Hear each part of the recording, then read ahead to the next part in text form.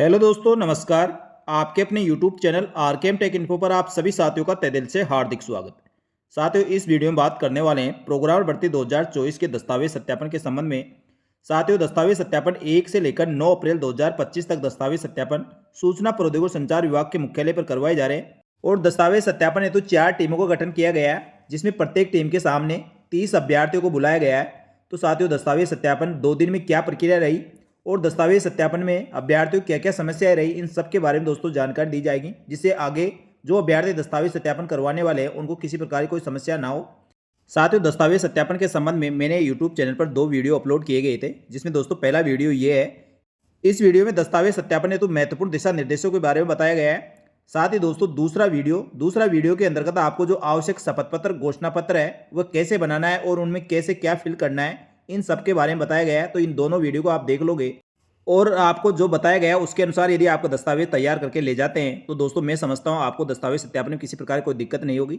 फिर भी साथियों, 2 दिन में जिन अभ्यर्थियों ने दस्तावेज सत्यापन करवाया है उनको किन किन समस्याओं का सामना करना पड़ा और आपके सामने भी इस प्रकार कोई समस्या आती है तो आप उसका समाधान कैसे करेंगे, इन सब के बारे में दोस्तों सटीक जानकारी इस वीडियो में मिलने वाली है, इसलिए वीडियो को पूरा अंत तक देखें। साथियों, दस्तावेज सत्यापन करवाने वाले अभ्यर्थियों को सबसे पहले 2 सेट में अपने दस्तावेज तैयार करने हैं, जिसमें एक में दोस्तों मूल दस्तावेज होंगे और दूसरे में उसकी फोटो प्रति रहेगी, यानी दोस्तों उनकी फोटोकॉपी रहेगी। उसके अलावा दोस्तों विभाग द्वारा जो दिशा निर्देश जारी किए गए उसी के साथ आपके कुछ प्रारूप जारी किए गए हैं, जिसमें शपथ पत्र और घोषणा पत्र है। तो साथियों, जो शपथ पत्र आपको स्टाम्प पर बनाना है उसको 50 रुपये के स्टाम्प पर बनवाना है और नोटरी सत्यापित करवाना है। कुछ घोषणा पत्र ऐसे हैं जो राजपत्र अधिकारी द्वारा सत्यापित करवाने हैं और कुछ स्वयं अभ्यर्थी द्वारा सत्यापित करने हैं। इन सब में दोस्तों आपको बिल्कुल भी कंफ्यूज होने की आवश्यकता नहीं। समस्त दस्तावेजों के प्रारूप पर ऊपर लिखा हुआ है, आपको सेल्फ अटेस्टेड करना है या उसको स्टाम्प पर बनाना है या राजपत्र अधिकारी से सत्यापित करवाना है। इसके बाद दोस्तों शैक्षणिक योग्यता के प्रमाण पत्रों में आपकी 10वीं और 12वीं की अंक तालिका और उसका प्रमाण पत्र, साथ ही आपकी जो ग्रेजुएशन कर रखी है, ग्रेजुएशन में दोस्तों आपके जितने सेमेस्टर में आपने ग्रेजुएशन किया है उसके समस्त सेमेस्टर की आपकी मार्कशीट अंक तालिकाएँ होनी चाहिए। साथ ही उसकी डिग्री या प्रोविजनल सर्टिफिकेट आपके पास होना जरूरी है। इसके अलावा दोस्तों अंतिम शैक्षणिक योग्यता से जहाँ से आपने अंतिम शैक्षणिक योग्यता प्राप्त की है वहाँ के संस्था से आपको चरित्र प्रमाण पत्र बनवाना है। उसके अलावा दोस्तों आपका जाति प्रमाण पत्र, मूल निवास, साथ ही आपकी जो भी पहचान की आईडी जिसमें Aadhaar card, driving licence, PAN card या वोटर कार्ड हो सकता है। इसके साथ ही प्रोग्राम भर्ती के लिए जो आपने ऑनलाइन आवेदन भरा था उसको प्रिंट आउट लेना है। आपने स्क्रूटनी फॉर्म भरा था उसका प्रिंट आउट लेना है और जो स्क्रूटनी फॉर्म के साथ आपने जो पेमेंट जमा कराए यानी फीस जमा कराए उस 50 रुपये की रिसिप्ट का आपको प्रिंट आउट लेना है। ये तो हुई दोस्तों शपथ पत्र, घोषणा पत्र और अपने दस्तावेजों की बात। इसके अलावा दोस्तों आपके दस्तावेजों में किसी प्रकार की कोई भी त्रुटि है, चाहे आपके नाम में, आपके माताजी के नाम में या पिताजी के नाम में, तो उसके लिए दोस्तों आपको शपथ पत्र बनाना होगा। ये दोस्तों आप पहले से शपथ पत्र बना के लेके आए, नहीं तो दोस्तों आपको यहाँ शपथ पत्र बनाने के लिए बोला जाएगा और आपको फिर इधर उधर जाना होगा और शपथ पत्र बनाना होगा, क्योंकि ये समस्या काफ़ी लोगों को देखने को मिली है। इसके साथ ही दूसरी समस्या ईडब्ल्यूएस के अभ्यर्थियों के साथ और थी। साथ ही ईडब्ल्यूएस का प्रमाण पत्र आपका एक बार बनने के बाद 3 साल तक वैलिड रहता है, लेकिन उसके साथ एक शपथ पत्र अभ्यर्थियों द्वारा जो प्रारूप दिया गया है उस शपथ पत्र में स्वयं सेल्फ अटेस्टेड करके वो शपथ पत्र लगाया था, उसको वैलिड नहीं माना गया है। तो दोस्तों आप उसको 50 रुपये के स्टाम्प पर प्रिंट करवा के और उसको नोटरी से वेरीफाई करवा कर लेके आए। तो ईडब्ल्यूएस के जिन भी अभ्यर्थियों के आवेदन की अंतिम तिथि तक उनकी 1 साल से अधिक का प्रमाण पत्र हो गया था, तो दोस्तों आपको उस शपथ पत्र आपको 50 रुपये के स्टाम्प पर बनवा कर लाना है, तब जाके दोस्तों वह वैलिड माना जाएगा। इसके अलावा जिन अभ्यर्थियों के जाति प्रमाण पत्र आवेदन की अंतिम तिथि के बाद बनाया है, तो दोस्तों उन अभ्यर्थियों को इस आशय का शपथ पत्र देना होगा कि आवेदन की अंतिम तिथि से पूर्व वह इसी जाति से संबंध रखते थे। और जिन अभ्यर्थियों के पहले दोस्तों जाति प्रमाण पत्र या मूल निवास जो ऑफलाइन मोड से जो जाति प्रमाण पत्र मूल निवास बनाए जाते थे और अब आपने डिजिटल प्रमाण पत्र बना लिया है, यानी आवेदन की अंतिम तिथि के बाद आपने डिजिटल प्रमाण पत्र बनाया है, तो आपको पुराना और नया दोनों जाति प्रमाण पत्र लगाना होगा, उसके साथ शपथ पत्र की आवश्यकता नहीं होगी। इसके अलावा दोस्तों आपका आवेदन फॉर्म, स्क्रूटनी फॉर्म, रिसिप्ट और आपके समस्त घोषणा पत्र, शपथ पत्र व ओरिजिनल दस्तावेजों के आप जो फोटोकॉपी चेकलिस्ट के साथ लगाएंगे, तो दोस्तों आपको समस्त पेज पर पेज नंबर लिखना जरूरी है। उसके अलावा दोस्तों उस शपथ पत्र या घोषणा पत्र के नीचे जब खाली स्थान है वहाँ पर दोस्तों आपको अपना रोल नंबर ABCD में से जिस भी टीम के सामने आपके दस्तावेज सत्यापन हो रहा है उस टीम का नाम लिखना है। उसके बाद अपने सिग्नेचर करने हैं। सिग्नेचर दोस्तों आप जिस प्रकार से समस्त दस्तावेजों में कर रखे हैं उसी प्रकार के आपको सिग्नेचर करने हैं और नीचे दोस्तों जिस दिन आपके दस्तावेज सत्यापन होने वाले हैं उस दिन की दिनांक लिखनी है। तो साथियों ये चीज़ आप रेडी कर ले जिससे आपको दस्तावेज सत्यापन में किसी प्रकार की कोई दिक्कत नहीं होगी।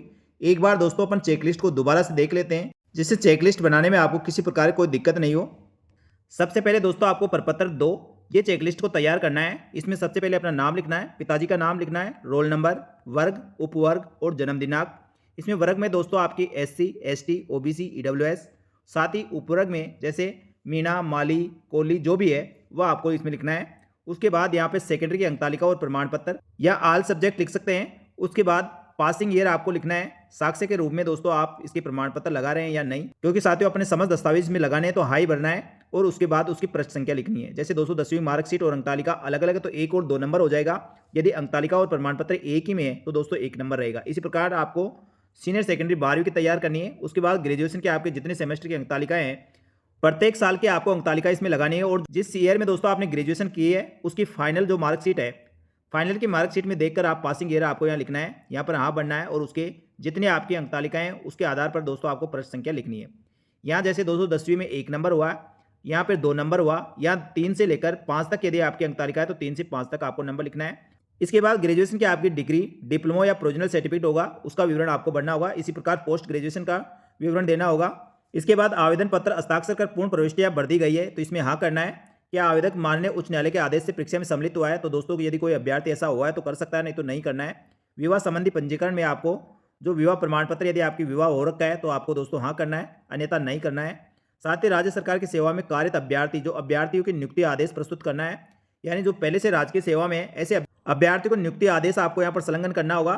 इसके बाद नंबर 6 जन्म दिनांक सहित संतान संबंधी शपथ पत्र प्रस्तुत किया है। यदि दोस्तों आपकी संतान है और आपने शपथ पत्र प्रस्तुत किया गया है तो यहाँ पर हाँ करना है, अन्यथा नहीं करना है। भूतपूर्व श्रेणी की संबंध रखते हैं तो यहाँ यस या नो करना है। साथ ही क्या आवेदक पत्र के साथ संलग्न दस्तावेजों पर पृष्ठ संख्या का अंकन कर आवेदन पत्र में संलग्न सूची और इस सूची में पृष्ठ संख्या अंकित कर दी गई है तो साथियों ये आपको पृष्ठ संख्या अंकित करनी है तो यहाँ पर हाँ भर देना। इसके बाद अभ्यर्थी को यहाँ अपने हस्ताक्षर करने और जिस दिन आपके दस्तावेज सत्यापन होने वाले हैं उस दिन की दिनांक लिखनी है। तो साथियों प्रपत्र 2 चेकलिस्ट है जो आपके शैक्षणिक योग्यता के दस्तावेजों के संबंध में है तो आपके समस्त शैक्षणिक योग्यता के दस्तावेज इसी के नीचे लगाने हैं। इसके बाद साथियों जो दूसरी चेकलिस्ट है वह आपकी मेन चेकलिस्ट है, वह इसके ऊपर लगेगी। वो इस प्रकार है। इस चेकलिस्ट में दोस्तों आपको सबसे पहले अपना नाम लिखना है, अपनी ईमेल आईडी लिखनी है, जन्म दिनांक, रोल नंबर और अपना मोबाइल नंबर। यहाँ पर आपका लिंग मेल या फीमेल है जो भी 1/1/2025 के अनुसार आपकी आयु जो वर्ष, माह और दिनांक में आपको अंकित करनी है। इसके बाद दोस्तों इसमें जो डिटेल मांगी गई है वह सही से और साफ साफ आपको भरनी है और सारे दस्तावेज इसी क्रम में आपको इस चेकलिस्ट के नीचे अटैच करने। सबसे पहले दोस्तों विस्तृत आवेदन पत्र डिटेल स्क्रूटनी फॉर्म आपको 2 कॉपी में बनानी है। इसमें साथियों आपको इस चीज़ का ध्यान रखना है, इसमें लिख नहीं रखा, आपको आवेदन पत्र जो आपने ऑनलाइन आवेदन किया है उसका प्रिंट आउट भी लेना होगा। उसके साथ ही आपका जो स्क्रूटनी फॉर्म है उसका प्रिंट आउट लेना है और उसके बाद जो इसकी रिसिप्ट जो 50 रुपये के आपने ऑनलाइन फीस जमा कराई है उसकी रिसिप्ट इसके साथ संलग्न करना है।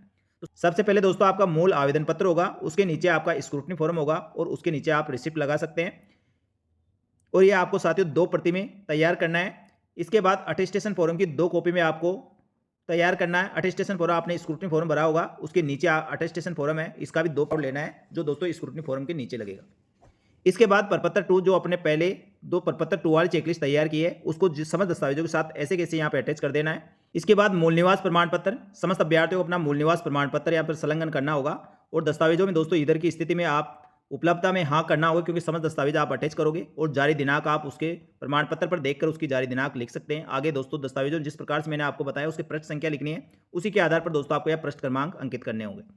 इसके बाद जिस भी श्रेणी से आप संबंध रखते हैं, चाहे SC, ST, OBC, EWS, TSP का प्रमाण पत्र आपके पास है तो हाँ करना है और उसकी जारी दिनांक लिखनी है और उसका पृष्ठ क्रमांक लिखना होगा।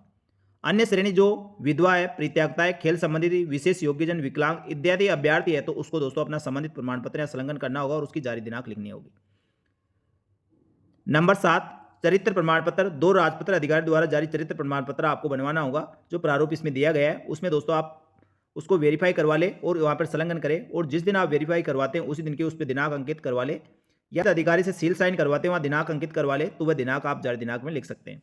इसके बाद अंतिम शैक्षणिक योग्यता से जो जारी चरित्र प्रमाण पत्र है उसके दोस्तों विवरण आपको देना होगा। उसके बाद नमूना हस्ताक्षर वचनबद्ध जो सादा कागज पर होगा, संविधान का शपथ पत्र ये भी सादा कागज पर होगा, दहेज संबंधी घोषणा पत्र ये आपको 50 रुपये के स्टाम्प पर बनवाना होगा। ये विवाहित अविवाहित दोनों अभ्यर्थियों के लिए इसके बाद विवाह प्रमाण पत्र जो 22/5/2006 से पूर्व विवाह है उन अभ्यर्थियों को शपथ पत्र देना होगा। यदि दोस्तों 22/5/2006 के बाद हुआ है तो आपको विवाह प्रमाण पत्र संलग्न करना होगा। नंबर 14, बच्चों के संबंध में घोषणा पत्र जो राजपत्र अधिकारी द्वारा सत्यापित होगा। तो साथियों ये प्रमाण पत्र आपको राजपत्र अधिकारी सत्यापित करवाना है और यहाँ पर जारी दिनांक जिस दिन आप उनसे सत्यापित करवाते हैं तो उसकी दिनांक लिखवा ले, तो वह दिनांक आपको डाल देना है। सामान्य घोषणा पत्र ये समस्त अभ्यर्थियों को फोटोयुक्त पहचान पत्र है, ये आपको 50 रुपये के स्टाम्प पर बनाना होगा। जिस दिन आप दोस्तों स्टाम्प लेते हैं उसके पीछे उसका सीरियल नंबर और दिनांक लिखी हुई होती है, उसके आधार पर दोस्तों आप यहाँ दिनांक अंकित कर सकते हैं। अयोग्यता परीक्षा का नाम जिस बेस पे आपने प्रोग्राम भर्ती के लिए ऑनलाइन आवेदन किया, जैसे किसी ने बीटेक के आधार पर, किसी ने एमटेक के आधार पर या एमसे के आधार पर, तो दोस्तों उसका विवरण आपको यहाँ देना होगा। इसके बाद स्वयं का फोटोयुक्त पहचान पत्र आपको स्वप्रमाणित, जिसमें आधार कार्ड हो सकता है, लाइसेंस हो सकता है, वोटर कार्ड हो सकता है, पैन कार्ड हो सकता है, वह दोस्तों आपको यहाँ पर संलग्न करना है और उसकी जारी दिनांक आपके पास है तो जारी दिनांक अंकित कर देना है। इसके बाद अभ्यर्थी को अपने हस्ताक्षर करने, हस्ताक्षर के नीचे दिनांक लिखना है जिस दिन आपके दस्तावेज सत्यापन होने हैं। इस प्रकार दोस्तों दोनों चेकलिस्ट को आपको समस्त दस्तावेजों के साथ तैयार करना है और जो मेन लिस्ट है उसके अनुसार आपको समस्त दस्तावेजों को तैयार करके इसके नीचे अटैच करना है। तो इस प्रकार दोस्तों आपने समस्त दस्तावेज तैयार कर लोगे तो आपको किसी प्रकार की कोई दिक्कत नहीं होगी और आसानी से 15 से 20 मिनट में आपके दस्तावेज सत्यापन हो जाएंगे, आपको कोई भी दिक्कत नहीं होने वाली। फिर भी साथियों दस्तावेज सत्यापन की इस चेकलिस्ट में या आपके दस्तावेजों में किसी प्रकार की कोई भी शंका हो तो आप बिल्कुल भी न घबराएं। जहाँ भी आपको समझ में नहीं आए उस कॉलम को आप खाली छोड़ दें और दस्तावेज सत्यापन करवाने जाए तो दोस्तों वहाँ पर पूछ कर आप भर सकते हैं। आपकी सहायता के लिए 2 टीम दोस्तों आपको बाहर ही मिल जाएगी, वह आपकी पूरी सहायता करेगी। सबसे पहले आप अपने दस्तावेज वहाँ चेक करवाएं। वहाँ दोस्तों आपको समस्त दस्तावेजों को एक बार चेक करने के बाद वो वेरीफाई करके ही आपको अंदर भेजेंगे। आपके दस्तावेजों में किसी प्रकार की कोई कमी होती है तो तुरंत वहीं बता दिया जाएगा।